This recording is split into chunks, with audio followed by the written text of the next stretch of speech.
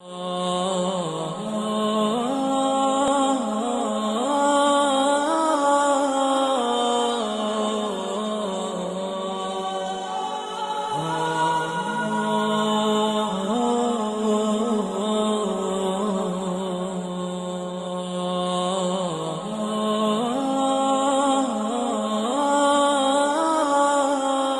ملتمس ہوں ملک پاکستان کی ایک ایسی شخصیت جو تدریس اور تحقیق کے حوالے سے تمام ہی علمی حلقوں میں آپ کو جانا جاتا ہے، پہچانا جاتا ہے، اور بالخصوص جامعات اور مدارس کے طلباء اور طالبات آپ سے بیک وقت استفادہ کر رہے ہیں۔ آپ نے دارالعلوم امجدیہ اور دارالعلوم حنفیہ غوثیہ سے پاکستان میں رہ کر تعلیم حاصل کی، اور اس کے بعد آپ نے سوریہ، لیبیا اور سوڈان کا سفر کیا۔ آپ نے فقہ المقارن میں سوڈان سے پی ایچ ڈی کیا ہے، بہت خوبصورت عربی بولتے ہیں، اور آپ کی کتابیں دارالکتب العلمیہ بیروت سے عربی زبان میں شائع ہوتی ہیں، اور ایک بہت ہی وقی مطالعہ رکھنے والی شخصیت ہے۔ میں ملتمس ہوں جناب پروفیسر ڈاکٹر مہربان باروی صاحب سے، جو جامعہ کراچی میں اس وقت بحیثیت استاد اپنی خدمات سے انجام دے رہے ہیں، کہ وہ اپنی علمی گفتگو سے ہمیں مستفید فرمائیں۔ الحمدللہ رب العالمین والصلاة والسلام علی سید المرسلین وعلی آلہ وصحبہ اجمعین۔ سب سے پہلے تو میں شکر گزار ہوں ڈاکٹر عمیر محمود صدیقی حافظہ اللہ کا، کہ انہوں نے مجھے اس قابل سمجھا کہ میں بہت اہم موضوع پر لب کشائی کروں، اور بڑی خوشی ہوئی مجھے یہاں اس ادارے میں آ کر، اس ادارے کو دیکھ کر، کہ ماشاءاللہ ہمارے یہاں علم کا اور تحقیق کا ذوق بھی ہے، اور ماشاءاللہ ڈاکٹر صاحب اس کا شوق بھی رکھتے ہیں، اور وقتاً فوقتاً یہاں پر علماء کرام، ریسرچ اسکالر، محققین یہاں پر لوگوں کو ایجوکیٹ کرتے رہتے ہیں۔ اور اس کے ساتھ ساتھ میں ڈاکٹر فاروق حسن صاحب کا بھی شکر گزار ہوں، اور ان کا مجھ پر ایک قرض بھی تھا، جبکہ ڈاکٹر عمیر محمود صدیقی صاحب نے کئی دفعہ مجھے کہا کہ آپ آئیں یہاں پر، لیکن اپنی مصروفیت کی وجہ سے میں ٹالتا رہا۔ لیکن جب ڈاکٹر صاحب نے یہ کہا کہ ڈاکٹر فاروق حسن صاحب کی کتاب پر آپ کو کچھ کہنا ہے، تبصرہ کرنا ہے، تو میں بالکل منع نہیں کر سکا۔ اس کا وہ قرض یہ تھا کہ کیونکہ جب میری کتاب کی رونمائی ہوئی تھی تو ماشاءاللہ ڈاکٹر صاحب نے بہت عمدہ تبصرہ کیا تھا، اور اس کی جو اہم باتیں تھیں وہ لوگوں کو بتائی تھیں، اور میری اصلاح بھی فرمائی تھی۔ سید ریحان علی قادری صاحب نے بہت اہم باتیں آپ کو بتائیں، بہت عمدہ باتیں بتائیں آپ کو۔ امام جوینی کا تعارف بھی انہوں نے پیش کیا مختصر سا، اور ڈاکٹر فاروق حسن صاحب کا تعارف بھی پیش کیا۔ میں خود بھی جب میں نے یہ کتاب پڑھی، ڈاکٹر صاحب نے مجھے بہت پہلے دی تھی، تو دیکھتے ہی میرے ذہن میں یہی بات آئی کہ ہمارے لوگ جو ہیں اس موضوع پر بالکل قلم نہیں اٹھاتے، نہ تو قلم اٹھاتے ہیں، اور نہ ہی کوئی پروگرام کرتے ہیں، نہ ہی اس قسم کا کوئی سیمینار ہوتا ہے۔ تو ڈاکٹر صاحب نے میرے خیال میں بر صغیر اور خاص طور پر فقہ حنفی، یا جو ہمارے علماء حنفیہ ہیں، ان کی طرف سے جو ہمارے اوپر ایک قرض تھا وہ ادا کر دیا، ہماری طرف سے ایک کفارہ ادا کر دیا انہوں نے۔ جو سید ریحان علی قادری صاحب بڑی اہم بات کی طرف توجہ دلا رہے تھے کہ ہم اس طرح کے موضوع پر بات کیوں نہیں کرتے، تو میرے خیال میں یہ صرف امام جوینی یا امام غزالی کو تو خیر ہمارے لوگوں نے بہت اچھی جگہ دی ہے، اگرچہ اصول فقہ تعارف کی وجہ سے تو ہم ان کا زیادہ ہم ان کو نہیں جانتے، لیکن اس کے علاوہ بالعموم اصول فقہ پر ہمارے ہاں کوئی کام نہیں ہو رہا عموماً، یعنی اگر میں عام طور پر اپنے طلبہ کو بھی یہ بار بار یہ بات بتاتا رہتا ہوں اور توجہ دلاتا رہتا ہوں کہ آپ فقہ پر اور اصول فقہ پر کام کیوں نہیں کرتے آپ؟ اگر آپ ہمارے ہاں جامعہ کراچی میں بھی اور میرے خیال میں دیگر جامعات میں بھی اگر آپ ایم فل اور پی ایچ ڈی کی جو تھیسز ہیں اس کے عناوین ہیں اس کی لسٹ اٹھا کر دیکھ لیں آپ، تو میرے خیال میں شاید اگر میں غلطی پر نہ ہوں تو سینکڑوں سے زیادہ، شاید کوئی ہزاروں میں کوئی 2-4 نام شاید آپ کو ملے اصول فقہ پر کسی نے کام کیا۔ ہو سکتا ہے فقہ پر پھر بھی کہیں نہ کہیں ہوگا شاید، لیکن اصول فقہ پر بالکل کام نہیں ہو رہا۔ اور شاید اس کی وجہ یہ بھی ہے کہ میرے خیال میں جامعہ اسلامیہ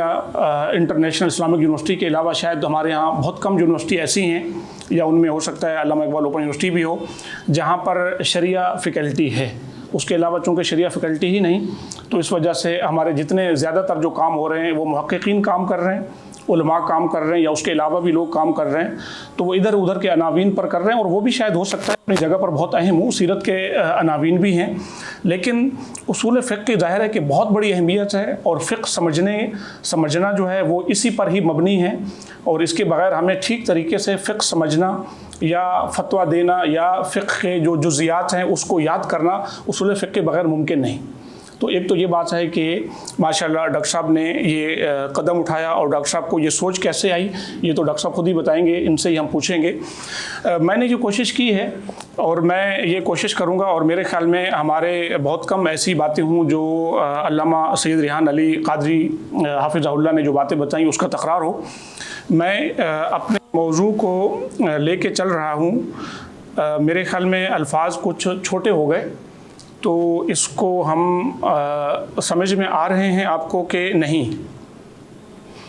اچھا، یہ کتاب کی خصوصیات ہیں کچھ جو میں نے پہلے بتائیں لکھی ہیں، اور اس کے بعد پھر ہم فرداً چند باتوں پر اور باقاعدہ کتاب کے کچھ پوائنٹس اور کچھ نکات پر ہم بات بھی کریں گے۔ جو پہلی بات ہے وہ یہ ہے کہ کتاب جو ڈاکٹر صاحب نے لکھی، اگر اجازت ہو مجھے اگر کوئی نسخہ مجھے دے دکھانے کے لیے، میں اپنا نسخہ جو ہے وہ گھر پہ بھول آیا ہوں۔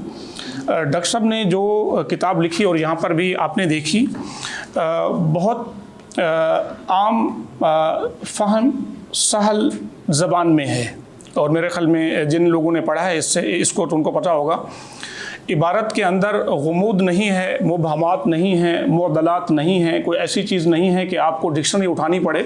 اور اس کے ساتھ ساتھ زبان میں، لینگویج میں شائستگی بھی ہے اور بہت عمدگی بھی ہے۔ یعنی اس سے پتہ چلتا ہے، آپ ذرا اس کو کہیں سے بھی کھول کر دیکھیں تو آپ کو لگے گا کہ ماشاءاللہ بہت اچھی لینگویج استعمال کی۔ یعنی بعض دفعہ ایسا ہوتا ہے کہ سہل آسان کرنے کی وجہ سے جو ہے وہ بہت اچھی جو لینگویج ہے یا بہت اچھی تعبیر نہیں ہو سکتی، تو انہوں نے ان دونوں چیزوں کو جمع رکھا۔ اس کے بعد نہایت علمی لب و لہجہ، جیسے میں نے عرض کیا، زبان کے ساتھ ساتھ بہت علمی لب و لہجہ۔ اگر آپ اس کو پڑھیں کہیں سے بھی تو آپ کو پتہ چلے گا کہ ماشاءاللہ کسی فن کے ماہر جو ہیں وہ اس میں بات کر رہے ہیں۔ اس کے ساتھ ساتھ استدلال سے مزین اور مکمل علمی طریقہ پر مبنی حوالہ جات بھی ہیں۔ یعنی جب بھی انہوں نے بات کی تو بات کو ایسا نہیں چھوڑ دیا جیسے کوئی ہوا میں ہم کہتے ہیں کہ اس نے تیر مارا، بلکہ جب بھی بات کی تو اس پر انہوں نے دلیل پیش کی، اور پھر اس کے مصادر اور مراجع بھی بیان کیے، اور مصادر اور مراجع بھی نہایت علمی طریقے سے ہیں، بالکل ایسے جیسے ہمارے ہاں بہت اچھا معیار جو منہج علمی کا ہے اس کو آپ نے فالو کیا ہے۔ حسب ضرورت اصطلاحات اور شخصیات کا فٹ نوٹ میں، یعنی اگر آپ اس کو دیکھیں تو اس کا ویسے تو آپ نے اینڈ نوٹ کو استعمال کیا، لیکن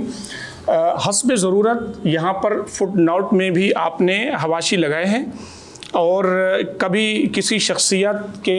بارے میں بات کرنے کے لیے، کبھی کسی اصطلاح کو واضح کرنے کے لیے، کبھی کوئی تاریخ کی وضاحت کے لیے، کبھی کوئی خاص نقطہ جو یہ سمجھتے ہیں کہ بہت اہم ہے اور اس کے بغیر، اس کی تشریح کے بغیر آگے نہیں بڑھا جا سکتا، اور اس کو متن میں بھی جگہ نہیں دی جا سکتی، تو آپ نے فٹ نوٹ میں اس چیز کا بھی اہتمام کیا ہے، تو یقیناً یہ بہت عمدگی ہے۔ اس کے ساتھ ساتھ اختصار بھی ہے اور جامع ابحاث بھی ہیں۔ اختصار ذرا دیکھیں کہ مختصر سی کتاب ہے حجم میں، آپ ذرا دیکھیں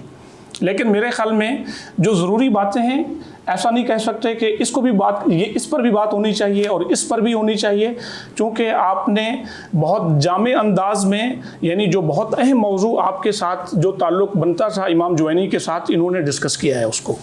تو یہ بھی خصوصیت ہے بہت اہم۔ امام جوینی کی کتب پر جدید تحقیقات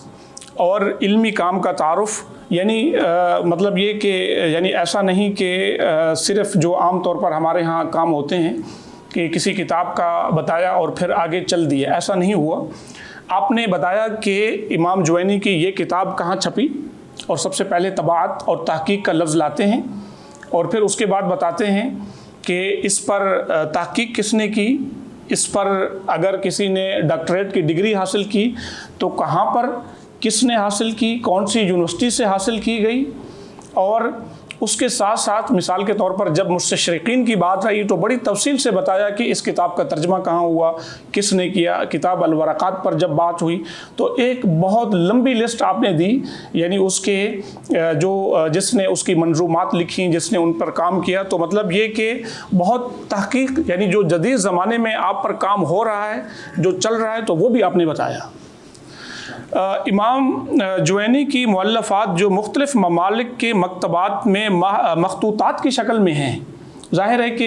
یہ بھی بڑی اچھی بات ہے کہ آپ نے کتاب کی بات تو کر لی اور ہو سکتا ہے آپ نے کسی تھیسس کی بات بھی کر لی، لیکن کیا امام جوینی کی کتابوں کے مخطوطے بھی موجود ہیں کیا؟ اور اگر موجود ہیں تو وہ کہاں پر ہیں اور کون سے ممالک میں ہیں، کون سی لائبریری میں ہیں، اس کی پوری تفصیل بھی بتائی۔ تو مطلب یہ کہ یعنی بہت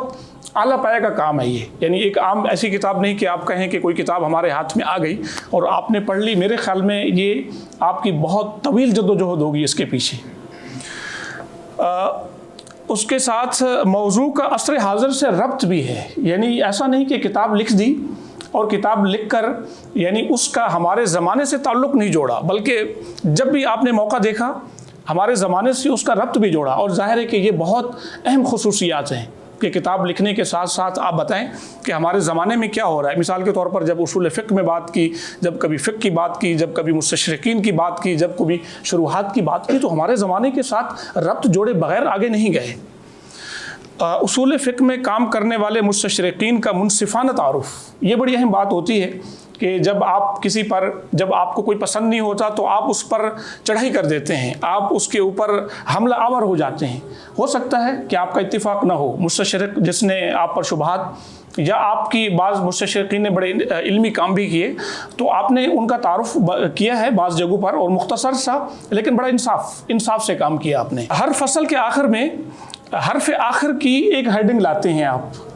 ہر فصل کے آخر میں، اور اس میں پوری فصل کا خلاصہ بتاتے ہیں، اور کبھی تقریباً آدھے صفحے میں اور کبھی شاید اس سے کم اور کبھی اس سے زیادہ۔ تو اگر آپ اس کتاب کو نہیں بھی پڑھ سکتے تو کم از کم آپ اس کا مقدمہ پڑھ لیں اور تقریضیں اور تقاریض کے ساتھ ساتھ حرف آخری پڑھ لیں، تو کم از کم یہ ہے کہ اس پوری فصل کا آپ کو خلاصہ مل جائے گا۔ موضوع کی منطقی تقسیم کی ہے، جیسے علامہ ریحان علی صاحب نے بھی بتایا کہ آپ نے اس کتاب کو ایک مقدمہ پر تقسیم کیا اور 5 فصول پر، اور اس کو نہایت یعنی ایک بہت عمدگی سے اور بڑی اچھی تقسیم ہوئی۔ اور جہاں تک کتاب کی ہم قیمت کی جب بات کرتے ہیں تو کتاب کی پرنٹنگ کا بھی اس میں تعلق ہوتا ہے، بہت اچھے کاغذ کا استعمال ہوا، اور اس کے ساتھ ساتھ طبع بھی بڑا اچھا ہے۔ کتاب کے آخر میں یہ مختصر تعارف بھی ہے، آپ ذرا اگر کچھ بھی نہیں پڑھ سکتے تو کم از کم یہ مختصر تعارف ہی پڑھ لیں، اور میرے خیال میں جب ہماری یہ محفل ختم ہو تو اس کے بعد شاید آپ ساری باتیں سن چکے ہوں گے، لیکن پھر بھی آپ یہ مختصر تعارف بھی پڑھ لیں، تو میرے خیال میں یہ بھی بہت اہم اور بڑا علمی کام ہے۔ کتاب کے شروع میں مصنف کا مختصر تعارف، یہ شروع میں مجھے بات یہ بڑی پسند آئی کہ ڈاکٹر فاروق حسن حافظہ اللہ کا تعارف ہے شروع میں، اور تعارف کے ساتھ ساتھ مختصر سا تعارف ہے، لیکن ہم عام طور پر یہ کر رہے ہوتے ہیں کہ اس کے ساتھ ایک بہت بڑی پکچر بھی لگاتے ہیں، اور کوئی بری بات نہیں ہے شاید، لیکن میرے خیال میں تصاویر یہاں پر نہ لگانا یہ آپ کا شاید یہ عز و انکساری اور تواضع پر بھی بات مبنی ہے، تو آپ نے ایسا نہیں کیا۔ کتاب کے شروع میں سبب تالیف بھی بڑے عمدہ طریقے سے بتائی کہ یہ ہم نے کتاب کیوں لکھی. ظاہر ہے کہ ہم تک تو بات پہنچ گئی اور ہم نے دیکھ لی اور ہم شاید اپنی لائبریری میں اس کو سجا لیں گے، لیکن ڈاکٹر صاحب نے بتایا کہ ہم نے یہ کتاب لکھی کیوں، چونکہ وہ تفصیل سے بات ماشاءاللہ سید ریحان علی قاضی صاحب نے بھی بتائی. تو اس کے ساتھ اور پھر ایک صفحہ میں کتاب کی تقسیم بھی بتائی، اور ہر فصل کے آخر میں حوالہ جات اور کتاب کے مصادر اور مراجع بھی. یہ بڑی مختصر سی وہ باتیں تھیں کہ جس کا تعلق میرے خیال میں سمجھتا ہوں کہ اس کتاب کی اہمیت واضح کرنے بڑی ضروری ہے. اب کچھ پوائنٹس ہیں، اگر ڈاکٹر صاحب کی اجازت ہوگی،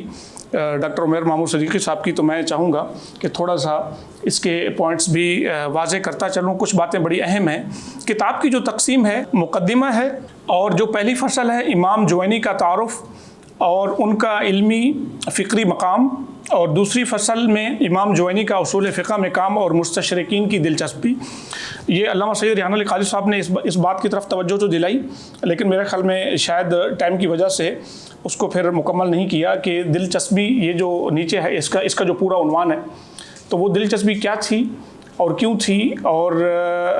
میرے خیال میں شاید باتیں تو بہت ساری بتائیں آپ نے، مستشرقین کی دلچسپی بھی بتائی، لیکن دلچسپی کی وجہ نہیں بتائی. تو یہ ہم ان سے جانیں گے ڈاکٹر صاحب سے کہ ان کی دلچسپی کی وجہ کیا تھی. اور ہو سکتا ہے مثال کے طور پر امام غزالی پر بہت ان لوگوں نے کام کیا، اور وہ اس لیے کام کیا کہ وہ تصوف کو پسند کرتے ہیں، اور تصوف کی پسند کرنے کی وجوہات ہیں کچھ. ابن خلدون پر ان لوگوں نے بہت کام کیا، اور اس لیے کام کیا کہ امام علامہ ابن خلدون جو تھے وہ ایک مورخ بھی تھے، اور پھر جو علم اجتماع ہے اس کے مؤسس بھی ہیں، اور یہ چیزیں ان کے ہاں بڑی اہم ہیں. ابن رشد پر انہوں نے بڑا کام کیا کیونکہ وہ ایک فلسفی تھے. تو کیا وجہ تھی کہ امام جوینی پر انہوں نے کام کیا اور بہت سارا کام کیا؟ اس کے ترجمے ہوئے اس کی مختلف زبانوں میں، انگلش میں، فرینچ میں، اس کے علاوہ بھی کام ہوئے، اس پر تھیسس لکھے گئے امام جوینی پر، امام جوینی کی کتب پر. تو یہ میرے خیال میں ڈاکٹر صاحب سے ہم جاننے کی کوشش کریں گے. امام جوینی کی جو اصول فقہ کی کتابیں ہیں، اس میں آپ نے کتاب الورقات بہت اہم کتاب ہے، تھوڑی سی بات اس پر بھی کریں گے. کتاب التلخیص ہے امام جوینی کی، تھوڑی سی بات ہم اس کی طرف بھی جائیں گے. اور امام جوینی کی بہت اہم کتاب البرہان، وہ بھی ہم انشاءاللہ بات کریں گے. جہاں تک مقدمہ کی بات ہے، مقدمہ میں اصول فقہ کی تعریف، ضرورت، اہمیت، اصولیوں کے مسالک، متکلمین کا طریقہ کار. امام جوینی کا اصول فقہ میں مسلک تو علامہ صاحب نے ابھی بتایا تھا ہمیں کہ آپ کا جو مسلک ہے اصول فقہ میں وہ متکلمین کا طریقہ ہے. تو شاید آپ کو معلوم ہو، بلکہ بڑی واضح مثال سے فقہ اور اصول فقہ کی بات تو بتا دی انہوں نے، لیکن متکلمین کے مقابلے میں ایک فقہا کا طریقہ ہے جو ہم عام طور پر، چونکہ مدارس میں جو طریقہ کار عام طور پر پڑھتے ہیں وہ فقہا کا ہے. اگرچہ ہمارے یہاں کتابیں متکلمین کی بھی پڑھائی جاتی ہیں، تو متکلمین کا طریقے میں اس کی جو خصوصیت ہے، اور ڈاکٹر صاحب نے ماشاءاللہ بڑی واضح طور پر بتائی کہ وہ پہلے قانون بناتے ہیں اور پھر اس کی تطبیق کرتے ہیں جزیات پر. اور جو فقہا کا طریقہ ہے وہ یہ ہے کہ پہلے تمام جزیات کو دیکھتے ہیں، اور پھر جزیات کو دیکھنے کے بعد دیکھتے ہیں کہ کون سا قانون ہے جو یہ اس کے تحت آئیں گی یہ ساری جزیات، کون سا قانون ہے کہ جس نے کور کیا ہوا ہے ان تمام جزیات کو. تو دونوں جو طریقے ہیں ان میں خصوصیت ہے، اور پھر آگے چل کر جو متاخرین اصول فقہ کے لوگ تھے انہوں نے ان دونوں طریقوں کو دمج کیا اور پھر انہوں نے کتابیں لکھی. عموماً ہمارے ہاں مدارس میں اس ٹائپ کی کتابیں پڑھائی جاتی ہیں. ایک مقدمہ میں مجھے بات بڑی پسند آئی، ڈاکٹر صاحب نے یہ کیا، اور ڈاکٹر صاحب سوال کے انداز میں بات کرتے ہیں. یعنی بات طریقہ یہ ہے کہ کیا قرون وسطیٰ کا علم کلام عصری ضرورت کو پورا کر سکتا ہے؟ یہ سوال ہے، اور پھر اس کا جواب دیتے ہیں. اور عموماً طریقہ کار یہی رہا، اور بڑا عمدہ طریقہ ہے. مطلب یہ کہ اگر آپ سوال پڑھیں گے تو آپ کو بڑا پسند آئے گا، اور آپ کوشش کریں گے کہ آپ اس کا جواب جان سکیں. اچھا، یہ سوال ہے، آپ نے اس کی تفصیل لکھی ہے ایک پیراگراف میں، لیکن جو میں سمجھتا ہوں، اور میرے خیال میں بڑا اچھا موقع ہے یہ، اور ہو سکتا ہے کہ میں یہ تجویز بھی پیش کرنا چاہتا ہوں کہ یہ بات تو ٹھیک ہے کہ قرون وسطیٰ کا علم کلام ہماری ضروریات یقیناً پوری کر رہا ہے، اس میں کوئی شک نہیں، بہت، کیونکہ اصول فقہ اس کی بڑی اہمیت ہے اور جس طریقے سے بات ہوئی. لیکن میں یہ بھی کہوں گا ساتھ کہ کیونکہ ہم علم کلام کی بات کر رہے ہیں، علم کلام جو ہے وہ صرف اصول فقہ کا تو ایک مطلب ایک حصہ ہے یا ان کا ایک طریقہ ہے، ورنہ علم کلام کا مطلب علم عقیدہ ہے، اصول الدین ہے، اور ڈاکٹر صاحب نے ماشاءاللہ اس کے 5-6 نام بھی بتائے، ہم اس کی بات کر رہے ہیں۔ ہمارے زمانے میں جو افکار ہیں، یہ نیچے میں نے نوٹ لکھا ہے، جدید نظریات و افکار کو نصاب میں جگہ دینے کی ضرورت ہے، یہ نوٹ میں نے لکھا ہے۔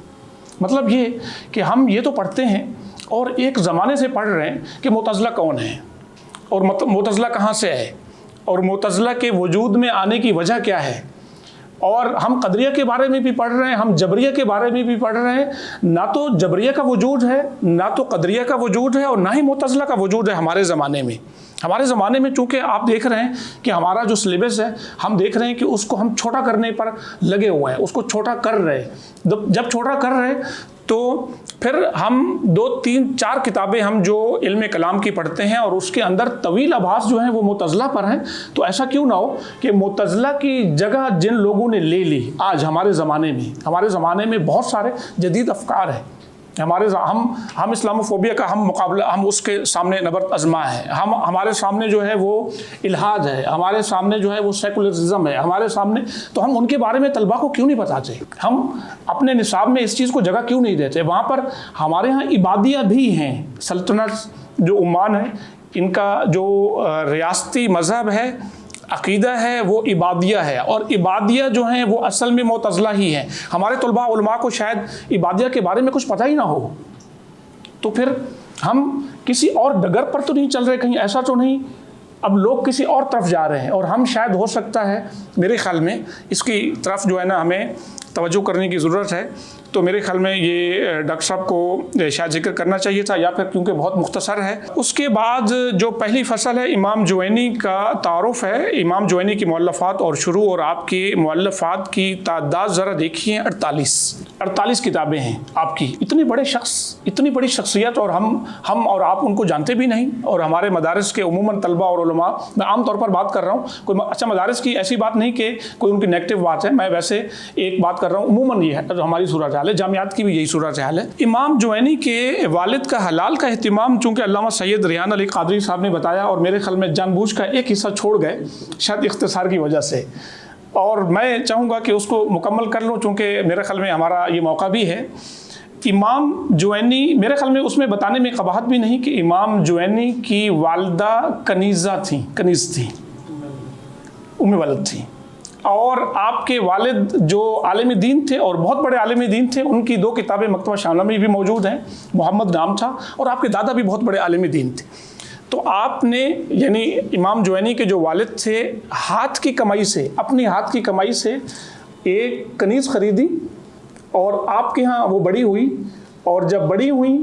تو پھر حاملہ ہوئیں، اور انہی سے امام جوینی تشریف لائے، پیدا ہوئے۔ تو آپ نے اہتمام کیا ہوا تھا، اور خاص طور پر امام جوینی کی والدہ کو یہ کہا تھا کہ کبھی بھی میرے بیٹے کے پیٹ میں کوئی مشبوہ لقمہ بھی نہیں جانا چاہیے، حرام کا لقمہ بھی نہیں جانا چاہیے، کسی قسم کا جس میں شبہ ہو وہ بھی نہیں جانا چاہیے۔ تو ایک دن ایسا ہوا کہ آپ کی والدہ کہیں ادھر ادھر ہوئیں، اور امام جوینی بچے تھے تو ظاہر ہے تو رونے لگ گئے، بچوں جیسے روتے ہیں تو رو رہے تھے، تو پڑوس کی کنیز آئیں اور انہوں نے بچے کو روتا دیکھ کر انہوں نے دودھ پلا دیا، اور یہ عموماً ہوتا تھا، کوئی بڑی بات نہیں ہوتی تھی۔ آج کل خیر ہمارا چونکہ معاشرہ بڑا تبدیل ہو گیا، تو ایک دوسروں کو بچوں کو جو ہے نا دودھ عام طور پر عورتیں پلا دیتی تھی، تو پلا دیا انہوں نے۔ پلانے کے بعد جب ان کو پتہ چلا ان کی والدہ کو، تو بہت پریشان ہوئی، اور جب والد آئے امام جوینی کے تو انہوں نے افسردہ دیکھا، تو پوچھا کہ کیا آج آپ افسردہ لگ رہی ہیں؟ تو انہوں نے کہا کہ ہاں کچھ ایسا مسئلہ ہوا۔ تو آپ نے کیا کیا کہ ان کو اپنے یعنی الٹا لیٹایا، اور الٹا لیٹانے کے بعد آپ کے منہ میں حلق میں انگلی ڈالی، اور اس کا زیادہ کچھ دودھ پیا نہیں تھا انہوں نے، میرے خیال میں اس میں لکھا ہے مستن و مستین، میرے خیال میں 1-2 گھونٹ ہو سکتے ہیں، تو وہ پورے کا پورا یہاں تک کہ وہ دودھ نکال دیا۔ یہاں تک تو ڈاکٹر صاحب نے بات کی ماشاءاللہ، یہ صفحہ نمبر 34 پر، لیکن ایک بات اس کے بعد ڈاکٹر صاحب نے بھی چھوڑ دی، اور وہ یہ تھی کہ امام جوینی خود جو ہے نا، یہ اس بات کا تذکرہ امام جوینی نے خود کیا ہے۔ امام جوینی خود جب پڑھاتے تھے تو امام جوینی کی جو طلبہ کی تعداد تھی بہت بڑا مجمع ہوتا تھا، بہت بڑا. بتایا جاتا ہے کہ 70 طلبہ یوں بیٹھے ہوتے تھے اور پھر ان کے پیچھے لائن لگی ہوتی تھی جو پھر ایک دوسرے کو بتاتے تھے. آپ اندازہ کریں، یعنی امام جوینی کی آپ یوں سمجھ سکتے ہیں کہ کتنے بڑے عالم تھے. امام جوینی ایک تو امام غزالی کے استاذ بھی تھے، اس کے ساتھ ساتھ امام غزالی نظامیہ میں جو بغداد میں مدرسہ تھا اور جس کو جو عموماً مشہور ہے کہ سب سے پہلا مدرسہ ہے، اور ڈاکٹر صاحب نے بتایا یہ آگے دیکھیں، میں نے یہاں پر اس کو نوٹ بھی کیا ہے کہ عصر اسلامی کا سب سے پہلا مدرسہ بہقیہ تھا، نہ کہ نظامیہ. یہ لوگوں میں عام طور پر مشہور ہے جبکہ یہ ٹھیک نہیں ہے. تو امام جوینی بہقیہ کے مدرس تھے اور پھر نظامیہ میں بھی آپ کو بلایا گیا اور وہاں پر بھی مدرس تھے. امام غزالی جب تشریف لائے تو امام غزالی کو اپنی جگہ بنانے میں بڑی محنت کرنی پڑی بغداد میں، چونکہ وہ بڑا زمانہ تھا علم کلام کا اور مناظروں کا، اور جو وہاں پر زیادہ اچھی طریقے سے بات کرتا اور فلسفہ اور منطق میں بڑی مہارت ہوتی تھی، اصول فقہ میں، تو اس کو مرتبہ ملتا تھا. لیکن امام جوینی وہاں پر مدرس تھے. تو امام جوینی پڑھاتے ہوئے کئی دفعہ ایسا ہوتا تھا کہ جب کوئی سوال کیا جاتا تھا تو وہ تھوڑا سا خاموش ہو جاتے تھے. تو کبھی ایک دن پوچھا گیا آپ سے کہ یہ تھوڑا سا آپ خاموش کیوں ہوتے ہیں، یعنی ایسا ہوتا ہے کہ انسان فوراً جواب دیتا ہے، تو کبھی آپ خاموش ہوتے تھے. تو آپ فرماتے تھے فَهَذَا السُّكُوتُ مِنْ أَثْرِ تِلْكَ الرَّضَاعَةِ. تو آپ کہتے تھے کہ یہ جو میں تھوڑی دیر خاموش ہوتا ہوں یہ اس دودھ پلانے کی وجہ سے ہے. تو مطلب یہ کہ وہ تھوڑا سا، یعنی اگرچہ انہوں نے پیٹ سے ان کو سب کچھ، یعنی وہ جو دودھ تھا نکال دیا تھا، لیکن اس کے بعد بھی شاید کوئی قطرہ پیٹ میں رہ گیا ہوگا. تو آپ کہتے ہیں کہ اس پیٹ، یعنی وہ جو قطرہ رہ گیا نا، اس کی وجہ سے میرے اوپر یہ اثر ہوا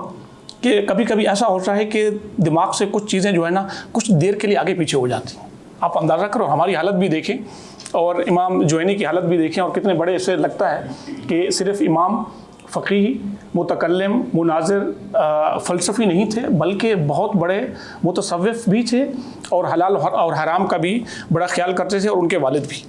اس کے بعد ایک اور بات ہے میں نے سمجھا کہ بڑی اہم ہے، اور وہ یہ ہے کہ ڈاکٹر صاحب نے بتایا مغیث الخلق فی ترجیح القول الحق. یہ کتاب ڈاکٹر صاحب نے بتائی، اور ڈاکٹر صاحب نے یہ بتایا کہ مغیث الخلق جو کتاب ہے امام جوینی کی بہت پہلے لکھی گئی تھی، اور امام جوینی جب حجاز میں گئے یہ کتاب آپ نے اس سے پہلے لکھی. تو ڈاکٹر صاحب نے تو اس کی تفصیل نہیں بتائی چونکہ اختصار مطلوب تھا ڈاکٹر صاحب کو، اور آپ نے یہ بتایا کہ علامہ زاہد کوثری نے ان کے جوابات دیے. لیکن وہ کون سی بات تھی کہ جس کے علامہ زاہد کوثری نے اس کی رد میں ایک کتاب لکھی جو ابھی میں نے آپ کو بتائی، ابطال الحق. آپ نے اس کی رد پر کتاب لکھی. امام زاہد کوثری جو تھے بہت بڑے عالم تھے، اور جو خلافت عثمانیہ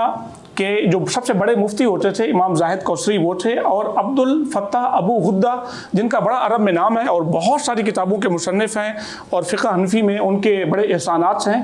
ان کے استاذ بھی ہیں علامہ زاہد کوثری. تو انہوں نے یہ کتاب لکھی، اور یہ ذرا میں صفحہ دیکھ لوں، ابطال الحق جو کتاب ہے علامہ زاہد کوثری کی، تو اس کا جو مقدمہ ہے وہ جو آپ اور ہمارے ذہن میں ایک بات آ رہی ہے، میں جی یہاں سے ایک یہ بات تھی میرے خیال میں یہ سمجھ سکتا ہوں، ہو سکتا ہے میرے ذہن میں جو بات آئی اور شاید آپ سب کے ذہن میں بات آتی ہے کہ امام جوینی جب اتنے بڑے عالم تھے، اتنے بڑے فقیہ تھے، اور آپ کی 6-7 کتابیں اصول فقہ میں ہیں، اصول فقہ میں، اور اصول فقہ مطلب ہمارے اسلامک قانون جو ہے ہمارا، تو اس کے بعد بھی ہمارے ہاں ان کا امام جوینی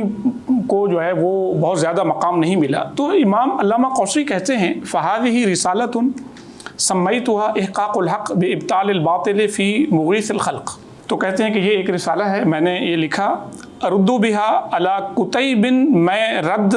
کرنا چاہتا ہوں اس کتاب کے ذریعے ایک چھوٹی سی کتاب کا، یعزى الى ابی المعالی عبد الملک بن یہ امام جوینی کا پورا نام ہے، ويسمى مغیث الخلق. وہ جس کتاب کا رد کرنا چاہ رہے ہیں وہ کتاب ہے مغیث الخلق فی ترجیح القول الحق. کان مثار فتن فی منتصف القرن الخامس فی خراسان.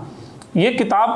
خراسان کہ جو 5ویں صدی ہجری تھی اس کے درمیان میں باعث فتنہ تھی، اور بڑا ایک بہت ایک مطلب یہ کہ اس زمانے میں جیسے ہمارے ہاں آپ دیکھتے ہیں نا ایک مسالک کا کسی زمانے میں بڑا ہوتا تھا آپس میں، اور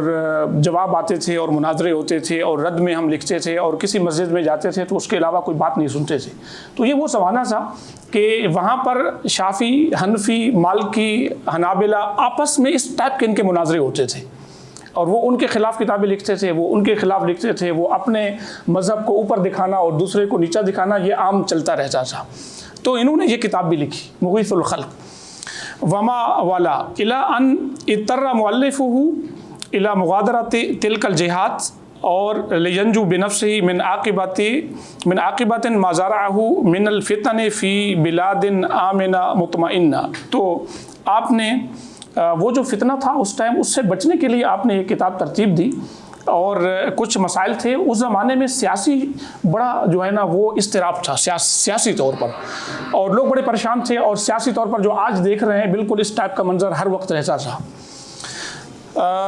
اور پھر کہتے ہیں حتی اقامہ مدتاً طویلتاً فی الحرمین الشریفین، کچھ لمبا ٹائم آپ اچھے خاصا ٹائم رہے، اور وہ 4 سال کا عرصہ ہے. یوم مدتاً فی الحرم المکی و مدتاً فی الحرم المدنی فلقب بامام الحرمین ثم عاد الی بلدہ. اچھا بس یہ اگلی بات جو ہے یہ بات بڑی اہم ہے، میں چاہ رہا تھا کہ آپ کو بتاؤں. لیکن لم یخل تلمیذہ الخاص ابو حامد الغزالی، جو میں آپ کو بات بتانا چاہ رہا تھا ان کے ساتھ، امام غزالی بھی پیچھے نہیں رہے. وہ جو مسئلہ تھا اس میں من التعثر من منہج شیخہ فی مبدأ امرہ، ابتدائی طور پر امام غزالی بھی اسی ڈگر پر چلتے تھے، اپنی شیخ کی ڈگر پر. تو وہ بھی ویسے ہی تھے. امام غزالی کو چونکہ ہم بڑا مقام دیتے ہیں، فَأَسَاءَ إِلَى نَفْسِهِ، تو انہوں نے اپنے ساتھ کوئی اچھا نہیں کیا. امام غزالی کا کہہ رہے ہیں فی مقتبل عمرہ، اپنی ابتدائی زمانے میں. اور علامہ زاہد قوصری اس کے اوپر حاشیہ لگا رہے ہیں، اور میرے خیال میں یہ سمجھ رہا ہوں کہ اہل علم کی یہ مجلس ہے، تو اس لیے میں یہ پڑھ رہا ہوں اور امید کرتا ہوں کہ میرا گمان ٹھیک ہوگا. وَكَانَ ذَلِكَ فِي عَهْدِ شَبَابِهِ، امام غزالی اپنی نوجوانی میں یہ مسئلہ تھا. وَلَقِيَ جَزَاءَ عَمَلِهِ هَذَا حَيْثُ اتَّهَمَهُ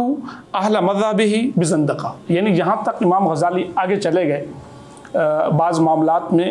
کہ ان کے اپنے مذہب شافعیوں نے آپ کو زندیق کہا. فَقَعَدَ أَن يُقْتَلَ، تو آپ کو قتل کیا جانے والا تھا. لولا سعى بعض الحنفیہ، اگر بیچ میں بعض حنفی نہ پڑھتے تو شاید آپ کو قتل کر دیا جاتا. امام غزالی کی بات کر رہے ہیں. اچھا وہ سلجوقی بلا خراسان. اچھا پھر اس کے بعد آپ نے توبہ کی، اور پھر اس کے بعد وہ واپس آئے. امام زاہدی جو امام قوصری کی بات ہے سر، اگر آپ اجازت دیں تھوڑی سی، میں نے اصل میں 2-3 دن یہ کتاب پڑھی ہے، میں چاہ رہا تھا کہ تھوڑا سا اس کا حق ادا کر کے جاؤں. تو یہ جی یہ اچھا اس کے بعد جو میں ڈاکٹر صاحب ساتھ بات کرنے والا تھا، حیث دون فی حضر ما ہوا سبت ودہر، خیر میں ترجمہ بھی اس کا نہیں کر رہا ہوں اس لفظ کا. وکان الفخر الرازی ثالثہ الاسافی، تو امام فخر الدین رازی اس کے وہ جو معاملہ تھا اس کے بہت اہم رکن تھے، بہت اہم. تو کتنے ہو گئے؟ فیما الف باسم مناقب الامام شافعی.